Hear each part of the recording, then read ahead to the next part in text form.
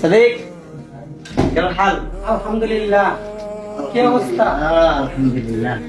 ভাই কোন নাম করে ভাই? আইলাম দেখার জন্য আপনাকে। যাক আলহামদুলিল্লাহ ভাই, গরিবের বাড়ি বড় লোকের আত্মীয় ভাই, অনেক সুন্দর লাগতেছে ভাই। এটাই সব মিলে দিলাম না। ওই বাড়ির কি অবস্থা? হ্যাঁ আলহামদুলিল্লাহ ভালো। বাবা মা সবাই ভালো আছে? হ্যাঁ আলহামদুলিল্লাহ। নিকে আরে ভাই কোয়েন না ভাই, দেশে ঠিক আছে পুরান পাগলা ভাত নাই, নতুন পাগলা রামদানি ভাই। আমি কি কইতাম ভাই, মানে সবার বাজারে না তো ভাই কিছু করতে পারতেছি কিছু না। করার নাই ভাই, কি করবেন এখন আসছে দেখেন।